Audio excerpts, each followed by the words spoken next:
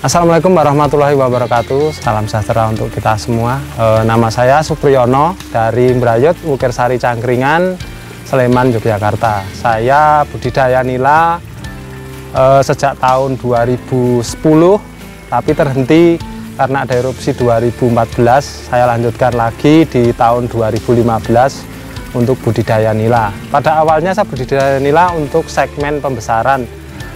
Begitu melihat prospek yang lebih bagus di pembibitan, saya mulai melakukan pembibitan bibit nila atau ikan nila. Dan nila yang saya pijahkan atau saya bibitkan itu jenisnya adalah nila sa atau nila sultana, karena memang dulu yang memberi nama adalah Bapak Sri Sultan Hamengkubuwono ke-10. Jadi saya memilih itu karena lebih cocok dibudidayakan di daerah saya, lebih bisa cepat tumbuh besarnya, dan potensi pembiakannya juga lebih bagus untuk di daerah Wukirsari Cangkringan.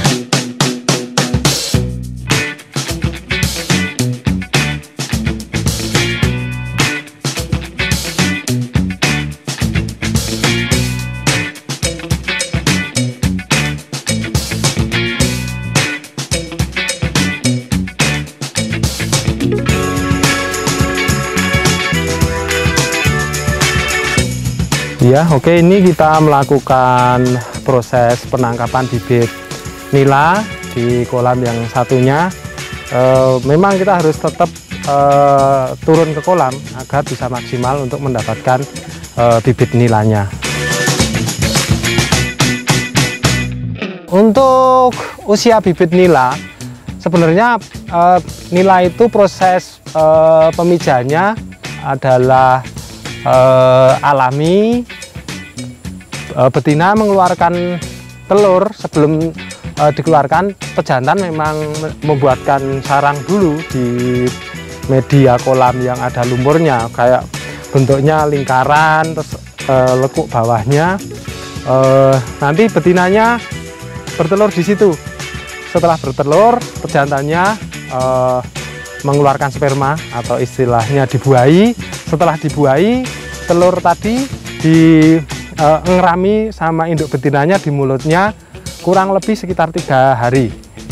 Setelah 3 hari, anakan tadi mulai dikeluarkan dari mulutnya, tapi anakannya masih ada di dalam perutnya, itu makanan cadangan seperti telur-telurnya itu, dan maksimal dikeluarkannya pada pagi hari jam 7 sampai jam 9 atau sore hari jam 3 sampai jam 4.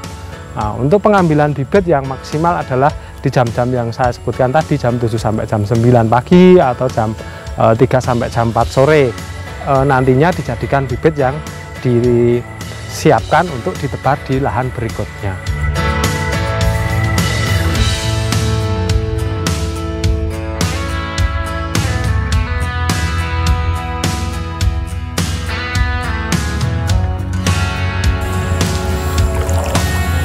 Oke, ini untuk mencari bibit nilanya. Nah, ini bibitnya. Karena posisi waktunya sekarang itu sore dan agak mendung, jadi anakannya nggak bisa semaksimal kalau dalam posisi terik beneran. Jadi kalau diharapkan dalam proses penangkapan bibitnya itu benar-benar di terik matahari, karena kalau di cuaca mendung atau gelap, anaknya simpen sama induknya lagi di dalam mulutnya.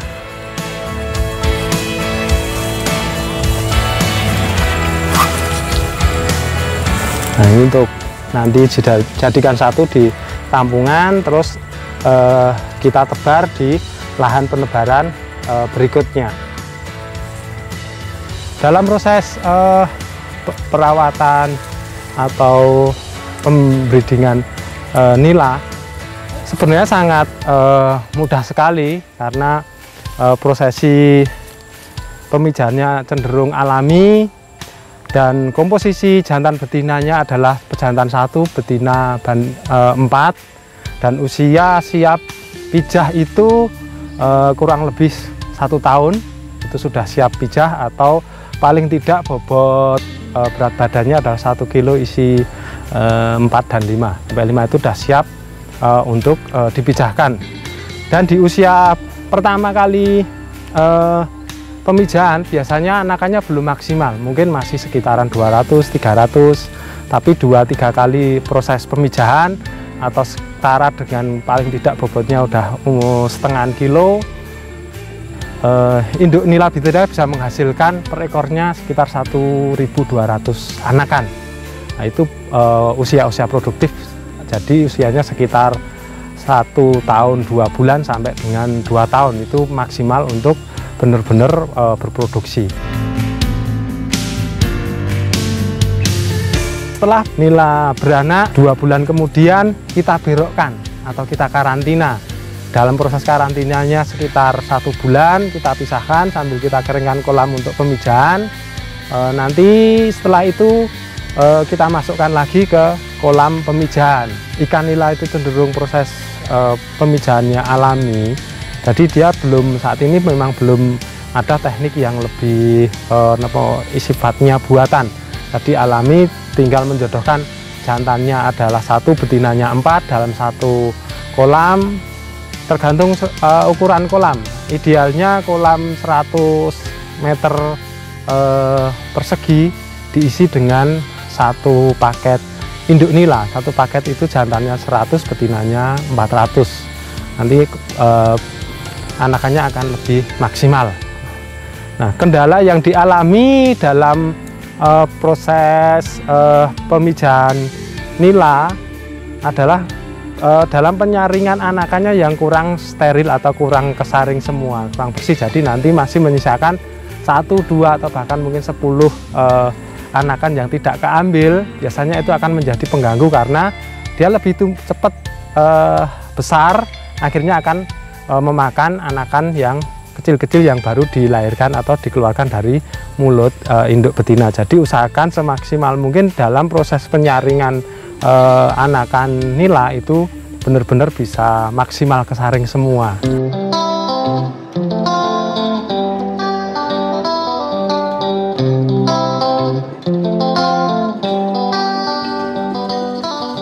Untuk gangguan ataupun hama dari pembibitan nila, yang pertama adalah predator yang bersifat alami seperti anakan katak kecil atau ular. Nah, untuk menghindari itu usahakan memang dinding kolam dikasih plastik, lapisan plastik atau terpal agar binatang seperti yang saya sebutkan tadi tidak masuk ke kolam. Yang pertama. Yang kedua adalah anakan nila itu sendiri yang dalam proses pengambilan bibit nila tadi tidak bisa maksimal karena masih menyisakan, dan dia akan tumbuh lebih dewasa dan dia akan menjadi agresif terhadap anak-anakannya yang baru dikeluarkan dari mulut induknya.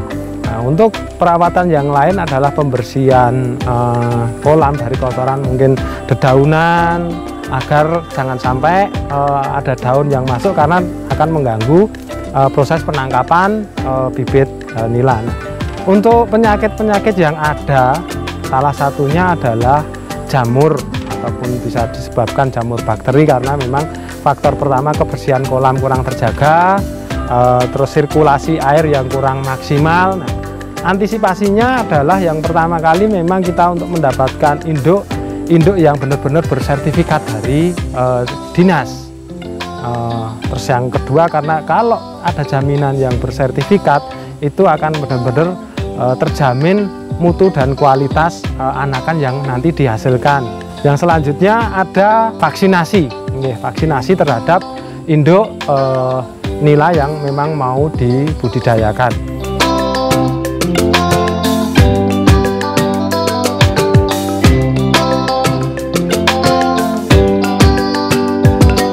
Oke, bibit yang udah kita saring kita bawa ke tempat penampungan yang tadi kita siapkan dan nanti kita tebar untuk dijadikan bibit yang siap jual.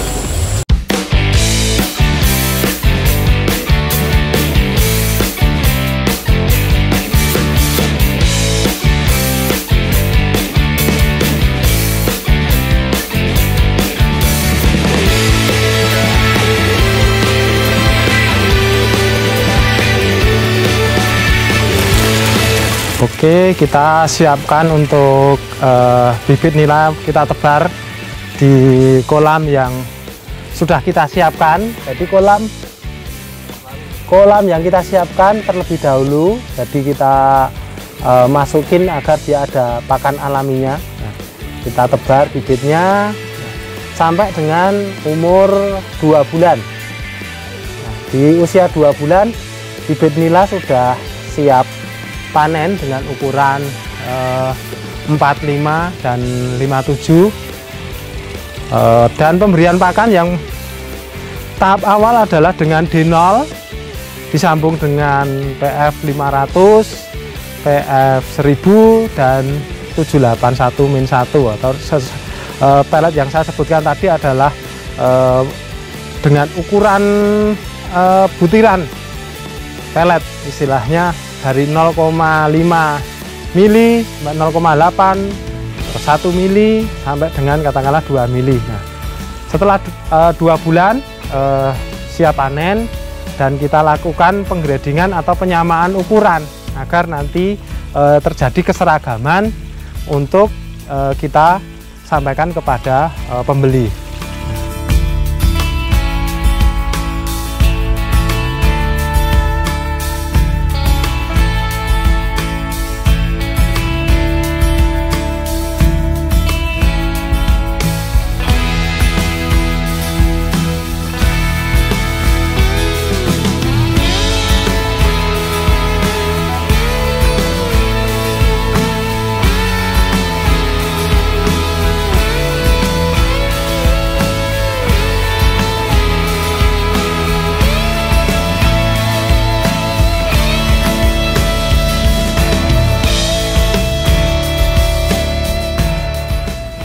Kenapa sampai saat ini saya masih bertahan budidaya bibit nila?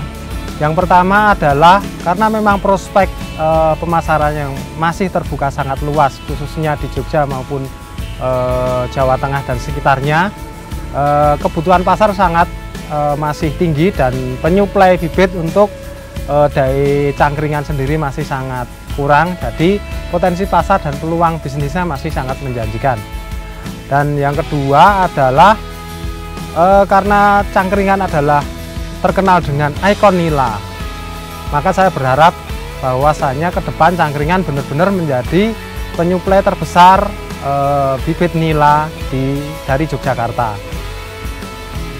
Selanjutnya saya juga berharap dengan berbudidaya bibit nila yang sangat sederhana, mudah diaplikasikan, bisa meningkatkan kesejahteraan bagi masyarakat petani ikan, khususnya di Cangkringan dan sekitarnya.